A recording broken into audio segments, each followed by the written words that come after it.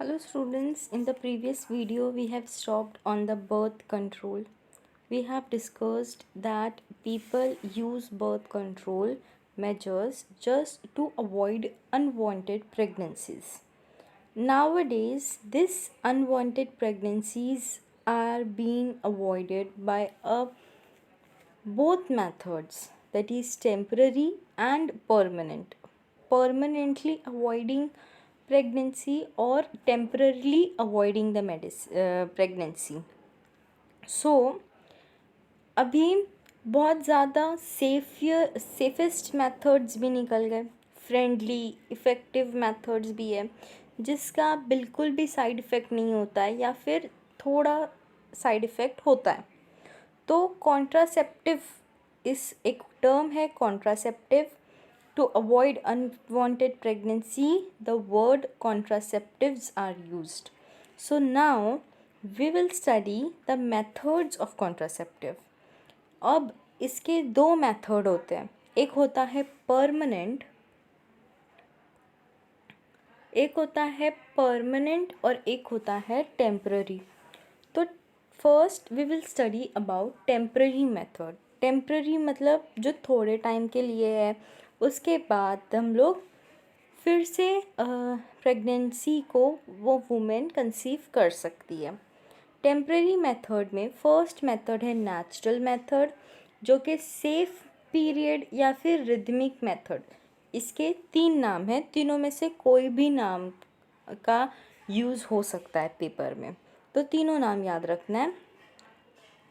इस मेथड में क्या होता है, जो प्रिंसिपल होता है of avoiding chances of fertilization is used एक वीक बिफोर या फिर a week after menstrual bleeding is considered the safe period for sexual intercourse. यहाँ पे क्या करते हैं कि एक सेफ पीरियड निकालते हैं, और वो पीरियड क्या होता है, अ वीक बिफोर. मतलब जब मेंस्ट्रुअल ब्लीडिंग होती है वुमेन में, तो उसके एक हफ्ता पहले कि वुमेन को पता होता है कि इस डेट पे मेंस्ट्रुएशन उसे होने वाले. मोस्टली एक दो दिन ही आगे पीछे होते हैं, तो वो वुमेन एक वीक बिफोर या एक वीक आफ्टर ओ पीरियड को सेफ पीरियड मानते हैं फॉर सेक्सुअल इंटरकोर्स. फिर this idea is based on the fact that ovulation occur on the 14th day of menstrual cycle. ये आइडिया क्यों रखा गया है कि अगर हम लोग एक वीक बिफोर या एक वीक आफ्टर करेंगे तो 14th डे पे फर्टिलाइजेशन होता है, तो तब तक के स्पर्म डेड हो जाएंगे and it is the safest period. ये नेचुरल मेथड है, सेफ मेथड है to avoid unwanted pregnancy. Now second आता है कोइटस इंटरप्टस या फिर विड्रॉवल. इस मेथड में क्या होता है, जो मेल पार्टनर होता है वो withdraws his penis from the vagina just before ejaculation so as to avoid insemination. जो मेल पार्टनर होता है वो विड्रॉ कर देता है उसका penis from vagina just before he is ready for ejaculation. Ejaculation के टाइमिंग पे वो अपना पेनिस को विड्रॉ कर लेता है वजाइना में से. This method also has some drawbacks. इस मेथड के कुछ ड्रॉबैक्स होते हैं, मतलब अनसेफ हो सकते हैं, क्योंकि प्री इजैक्यूलेशन फ्लूइड, इजैक्यूलेशन से पहले फ्लूइड निकलता है both from vagina and penis. तो पेनिस का जो प्री इजैक्यूलेशन फ्लूइड होता है उसमें माइट बी पॉसिबल कि वो प्री इजैक्यूलेशन फ्लूइड में स्पर्म हो और उसके वजह से फर्टिलाइजेशन हो जाए, तो इसको ध्यान में रखना है. सो इसे बोलते हैं कोइटस इंटरप्टस या फिर विड्रॉवल. थर्ड आता है लैक्टेशनल एमनोरिया. इसका मतलब एब्सेंस ऑफ मेंस्ट्रुएशन. इस मेथड में क्या होता है, this method is based on the fact that ovulation does not occur during the periods of intense lactation following parturition.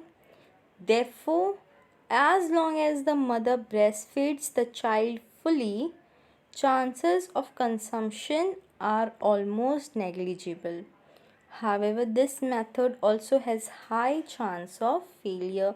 मतलब इसे बस बोला गया है बट इसके फेलियर के चांसेस बहुत ज़्यादा है. Remember that there is very much chances of failure इस मेथड में जब पीरियड होता है ऑफ इंटेंस लैक्टेशन कि जब वो बहुत ज़्यादा लैक्टेट कर रही है वुमेन, उस टाइम पे जब पार्चुरेशन हो गया है वुमेन का, पार्चुरेशन मीन्स डिलीवरी हो गई वुमेन की, उस टाइम पे जब वो लैक्टेशन पीरियड में है, जब वो बहुत ज़्यादा मिल्क सिक्रीट कर रही है, ऐसे बोला गया है कि जो वुमेन बहुत ज़्यादा ब्रेस्ट फीडिंग करती है चाइल्ड को, फुल्ली ब्रेस्ट फीड करती है, मतलब उसका चाइल्ड सिर्फ उसके मिल्क पे डिपेंडेंट है, उस वक्त पे अगर कंसेप्शन के चांसेस बहुत कम होते हैं. सो इसीलिए ये टाइम को कंसिडर्ड किया है. नेक्स्ट मेथड है केमिकल मेथड मीन्स या फिर spermicide. Next method is chemical means और स्पर्मिसाइड. इस मेथड में जैसे केमिकल्स जैसे फोम, टैबलेट्स, जेलीज, क्रीम्स, ये सब यूज़ करते हैं by the female partner before sexual intercourse. इस केमिकल को वजाइना में इंट्रोड्यूस करते हैं. They adhere to the mucus membrane, immobilise and kill the sperm. इस वजह से एलर्जिक रिएक्शंस भी हो सकते हैं and this method also has chance of failure. Remember that this method is used by a female partner.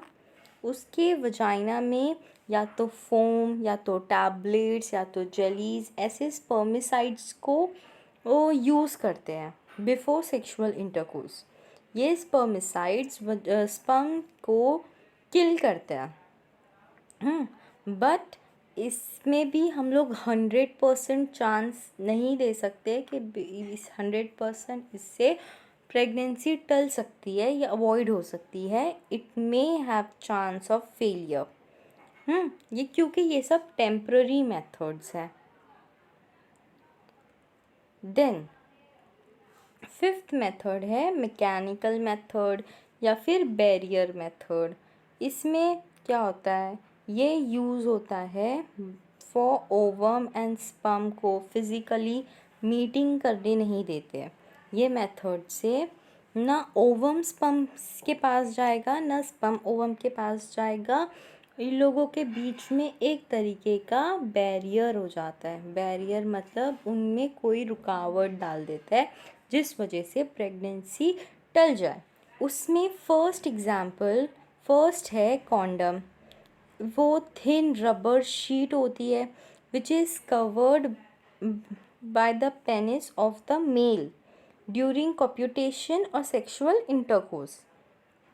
It prevents the entry of ejaculated semen into the female reproductive tract. ये बहुत ही simple और इरेक्टिव method है and it does not have any side effect and it is widely used by the people nowadays. ये बहुत ही proper method है for avoiding unwanted pregnancy. बहुत ही commonly used है और ये से इस वजह से एड्स और एसटीडीज़ जो बीमारियाँ होती है, जो सेक्सुअली ट्रांसमिटेड डिजीज़ेज़ होती है जैसे सिफिलिस हो गया, एड्स हो गया, ये सब डिजीज़ेज़ कॉन्डम से बाय यूज़ ऑफ कॉन्डम टल जाती है. Then it is easily available and it is very cheap. Then it is given free by the government. It should be properly discarded after every use. ये बहुत important है। Then second है mechanical barriers में condom हो गया। Second है diaphragm या फिर सर्वाइकल कैप्स या फिर वॉल्स। दिस क्लिनिकल डिवाइसेस जो है ये प्लास्टिक या मेटल ऑब्जेक्ट है। Sorry, this devices are used by a female. ये जो डिवाइसेस होती है ये फीमेल यूज़ करती है and it is made by a rubber. They prevent conception by blocking the entry of sperm through the cervix। ये female use करती है। फीमेल अपने आप, ये मतलब जो डिवाइस होता है सर्वाइकल कैप, ये रबर से बना हुआ होता है। Okay, clear. ये फीमेल के अंदर इंसर्ट करते हैं ताकि स्पर्म के साथ उसका सर्विक्स कांटेक्ट में नहीं आए। देन एक होता है इंट्रा यूटेराइन डिवाइसेस या IUDs। ये जो होती है ये क्लिनिकल डिवाइसेस होती है जो कि प्लास्टिक या फिर मेटल के ऑब्जेक्ट से बनती है। एक डॉक्टर या जो ट्रेंड नर्सेज होते हैं, नर्स प्लेसेस होती है, एक डॉक्टर या फिर ट्रेंड नर्सेज होती है, वो लोग इस डिवाइस को फीमेल के यूट्रस में इंसर्ट करते हैं। ये डिवाइस एक डबल स्ट्रैंडेड लूप होती है जो कि कॉपर रिलीज करती है। फिर उसके बाद ये जो लूप होता है ये प्लास्टिक का होता है जो कि उसे बोलते हैं एस लूप। ये क्या करता है, ये माइक्रोफेजेस को अट्रैक्ट करता है, stimulating them to accumulate in the uterine cavity. फिर ये जो माइक्रोफेजेस होते हैं ये increase phagocytosis of sperm within the uterus. ये लोग माइक्रोफेजेस बढ़ जाते हैं और वो लोग स्पर्म को मार देते हैं। स्पर्म जब मर जाएगा तो ऑब्वियसली प्रेगनेंसी नहीं होगी। ये लोग कॉपर रिलीज़ करती है, ये डिवाइस जो होती है ये लोग कॉपर रिलीज़ करता है, अपने अंदर से कॉपर को रिलीज़ करता है, जिसके वजह से स्पर्म की मोटिलिटी और उसका जो फर्टिलिटी होती है कि वो फर्टिलाइज होगा वो पूरा डेड हो जाता है, स्पर्म डेड हो जाता है। ये जो हार्मोन रिलीजिंग डिवाइस है make the uterus unsuitable for implantation and cervix hostile to the sperm. Hostile means it is ये जो सर्विक्स को पूरे तरीके से जितने भी स्पर्म होते हैं उसके सर्विक्स में ये पूरे स्पर्म को डेड कर देती है। इस वजह से जो प्रेगनेंसी है वो डिले हो जाती है और अनवांटेड प्रेगनेंसी को हम लोग अवॉइड कर सकते हैं। तो ये थे 3 मैकेनिकल बैरियर्स, किस मेथड के, टेम्पररी मेथड के। देन 6th आता है फिजियोलॉजिकल या डिवाइसेस, जिसको ओरल डिवाइसेस भी बोलते हैं। Physiological devices are used in the form of tablets and hence are popularly called pills. मतलब इस जो फिजियोलॉजिकल डिवाइसेस है ये लोग पिल्स इंजेक्ट करते हैं। वुमेन जो है एक पिल खाती है, वो पिल का नाम होता है कॉन्ट्रासेप्टिव, और ये पिल के अंदर प्रोजेस्टेरॉन और एस्ट्रोजन ये दोनों हार्मोन होते हैं। ये दोनों हार्मोन ओव्यूलेशन को इनहिबिट करते हैं और जो एग होता है वो रिलीज़ नहीं होता फ्रॉम द ओवरी। इस वजह से कंसेप्शन कैन नॉट अकर। समझा? इस वजह से कंसेप्शन नहीं होता क्योंकि प्रोजेस्टेरॉन का लेवल रहता है, बढ़ता है, और एस्ट्रोजन का लेवल बढ़ता है। ये पिल एस्ट्रोजन और प्रोजेस्टेरॉन को कंटेन करती है जो कि यूट्रस में से एग को रिलीज़ नहीं करती। जब एग रिलीज़ ही नहीं होगा तो स्पर्म यूट्रस में रह कर भी उसका कोई यूज़ नहीं है, वो थोड़े दिनों में मर जाएगा। बट द थिंग इज़ कि ये पिल्स के साइड इफ़ेक्ट्स बहुत होते हैं। इस वजह से वुमेन का वेट गेन होता है, उसे नौजिया होगा, उसका जो ब्रेस्ट है वो टेंडर होगा, और फिर जो ब्लड लॉस होता है ड्यूरिंग मेंस्ट्रुएशन वो बहुत कम होगा। और एक पिल आती है जो कि गवर्नमेंट से भी है, एक सहेली, उसका नाम है सहेली। ये एक ओरल कॉन्ट्रासेप्टिव है वुमेन्स के लिए, जो कि नॉन स्टेरॉयडल है। Non steroidal means it doesn't cause inflammation. फिर Saheli is to be taken once in a week. This pills are sponsored by the government. ये पिल के बारे में याद रखना है, दैट सहेली एक पिल का नाम है जो कि गवर्नमेंट ने खुद से उसे स्पॉन्सर किया है, और ये नॉन स्टेरॉयडल है, मतलब इससे ज़्यादा इन्फ्लेमेशन नहीं होगा, और जो नुकसानात होते हैं एक वुमेन को पिल्स खाने से वो थोड़े कम हो गए। फिर लास्ट है, सेवेंथ है टेम्पररी मेथड का अदर कॉन्ट्रासेप्टिव्स में आता है the birth control implant is a contraceptive used by a female. Implant एक चीज़ है जो कि फीमेल यूज़ करती है। ओके,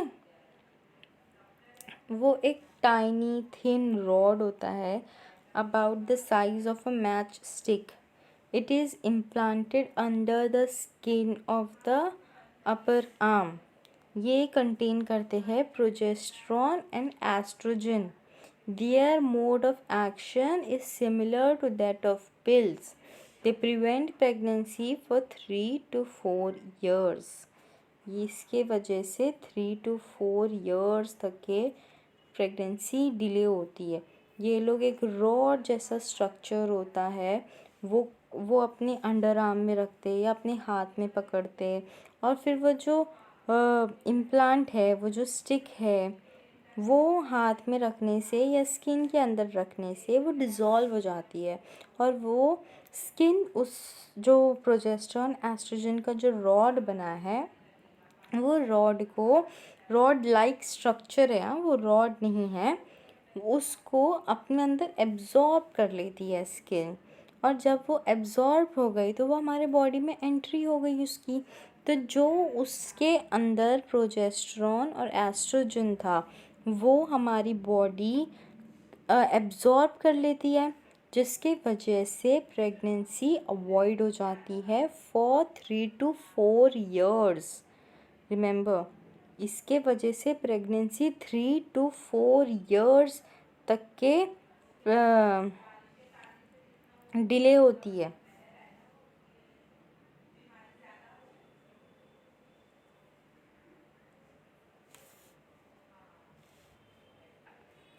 सी स्टूडेंट्स, ये है इम्प्लांट का इमेज। ये एक रॉड लाइक स्ट्रक्चर है।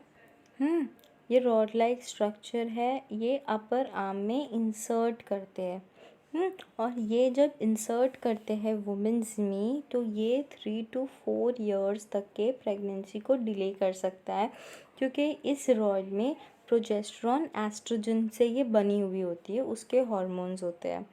क्लियर? ये हो गया एम्प्लानॉन। वो ऑब्ज़र्व नहीं करता, मैंने पिछले ऑब्ज़र्व नहीं करता, वो अपने अपर आर्म में इंसर्टेड होता है, वुमेन्स में इंसर्टेड होता है, and it can prevent pregnancy for 3 to 4 years।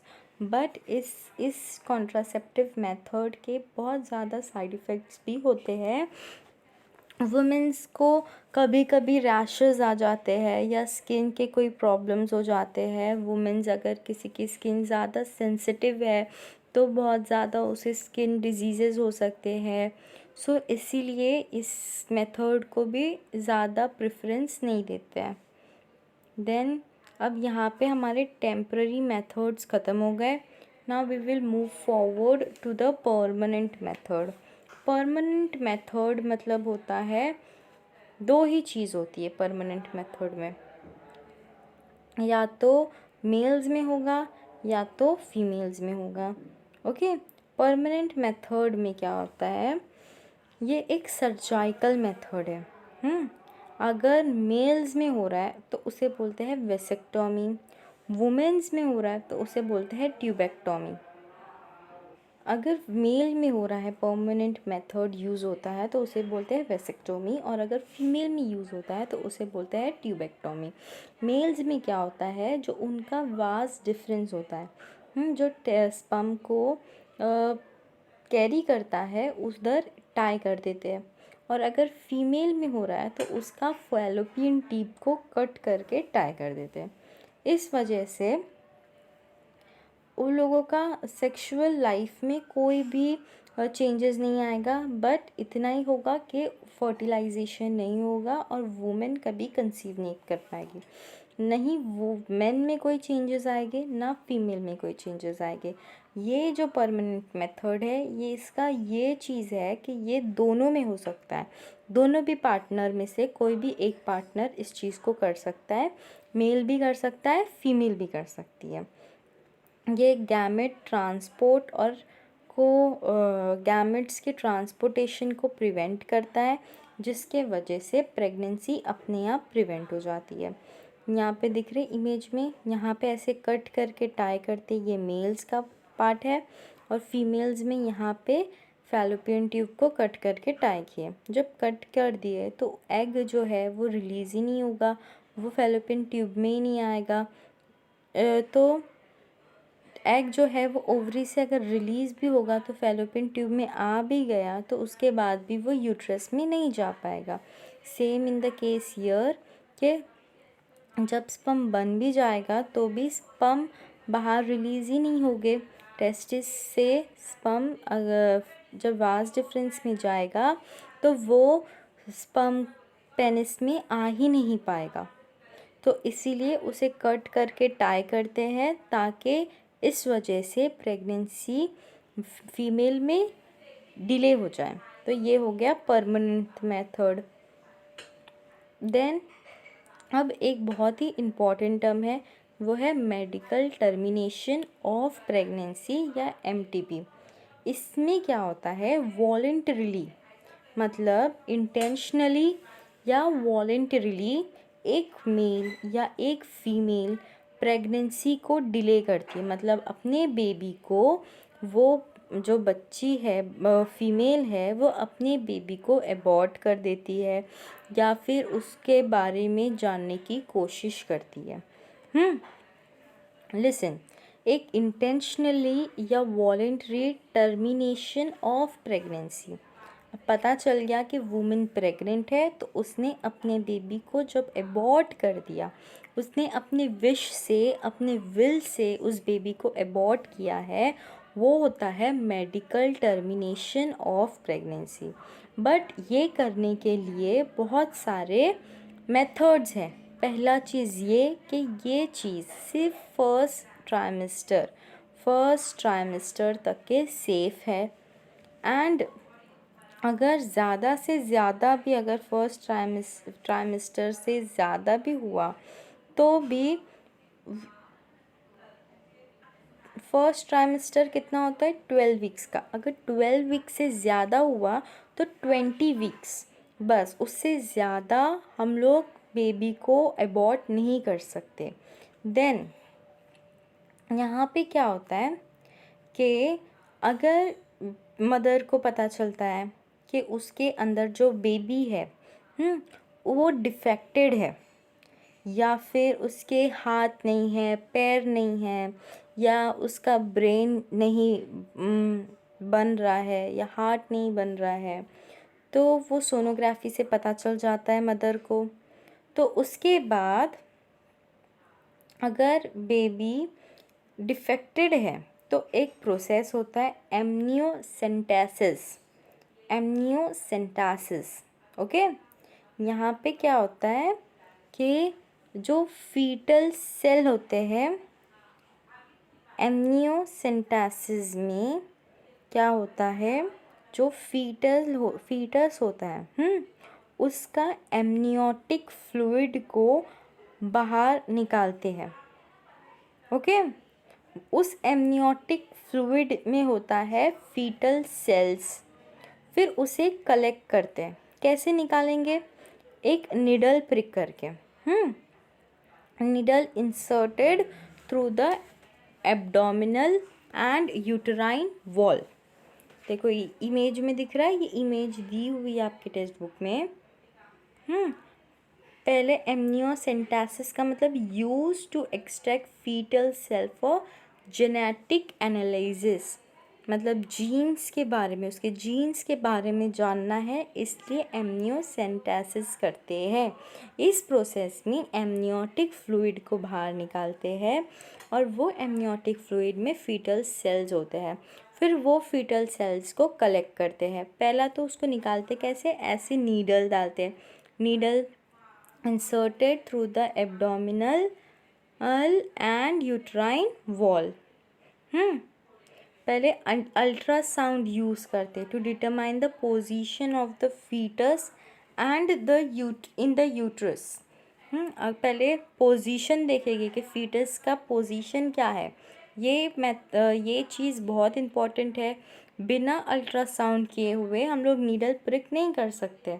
अब फीटस में वो फीटस का पोजीशन क्या है, वो फीटस किधर है, और हम लोग जो प्रिक कर रहे हैं वो फीटस में तो नहीं प्रिक हो रहा है। पहले पोजीशन को देखने के बाद ही हम लोग नीडल प्रिक करेंगे। उसके बाद जब एमनियोटिक फ्लूइड बाहर आ गया तो उसके एमनियोटिक फ्लूइड के अंदर है फीटल सेल। उसके फीटल सेल के क्रोमोसोम्स को स्टडी करेंगे। क्रोमोसोम स्टडी करते हैं क्योंकि उसके एबनॉर्मलिटीज़ को समझने के लिए। बट इस वजह से sex of the unborn child भी डिटेक्ट होता है। ओके, जो अनबॉर्न चाइल्ड है उसका सेक्स भी ये एमनियोटिक फ्लूइड से डिटेक्ट हो जाता है, क्योंकि हम लोग उसके क्रोमोसोम स्टडी कर रहे हैं।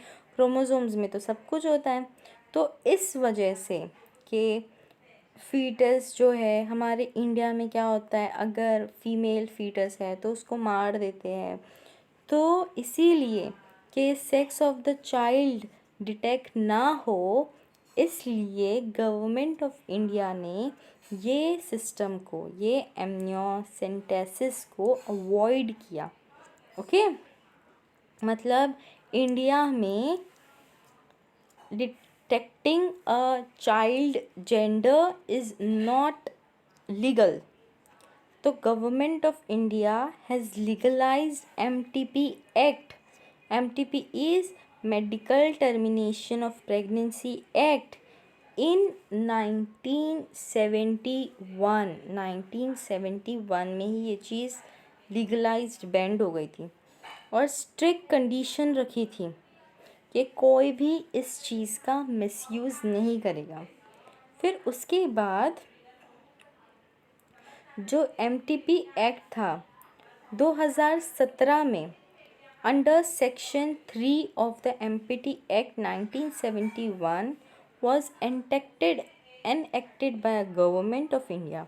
मतलब 2017 में इस एक्ट पे वापस से रिसर्च हुई और ये बोला गया कि ये एक्ट सिर्फ तभी कर सकते हैं जब लीगली वुमेन को ये पता हो कि उसका बेबी जो है वो उसका बेबी अंदर हेल्दी नहीं है, मतलब उसके बेबी को कोई डिफॉर्मेटिव है। तो इस वजह से इस एक्ट को 2017 में एनएक्टेड हुआ। एनएक्टेड मतलब वापस से रिन्यू हुआ by government of India. The intentions of MTP act is to reduce the incidence of illegal abortion. जो बिना वजह के इलीगल एबॉर्शन करते हैं उस इंसिडेंस को कम करने के लिए, एंड कॉन्सिक्वेंटली मैटरनल मॉर्टिलिटी, मतलब बेबी अगर अनहेल्दी है तो वुमेन भी अनहेल्दी होती है, वुमेन्स भी मर जाती है। तो उस वजह से गवर्नमेंट ऑफ इंडिया ने इसको रिन्यू किया, पर उन लोगों ने कोई शर्तें रखी, कोई प्रोविजंस रखे कि ये कंडीशन में ही एमटीपी एक्ट कर सकते हैं। पहला, विद इन फर्स्ट 12 वीक्स, अगर 12 वीक से ज़्यादा है तो लेसर देन 20 वीक्स, 20 वीक से ज़्यादा नहीं। फिर उसके बाद एक रजिस्टर्ड मेडिकल प्रैक्टिशनर ओपिनियन देगा कि हाँ ये कर सकते हैं, तो उसके बाद ही ये चीज़ कर सकती है। और अगर उस वजह से अगर वो डिलीवरी करने से प्रेग्नेंट वुमेन जो है उसके लाइफ में, उसकी लाइफ को अगर रिस्क है, तो ये चीज़ आराम से कर सकते हैं, वरना इस चीज़ को अलाउड नहीं किया गया। ये था हमारा एमटीपी एक्ट।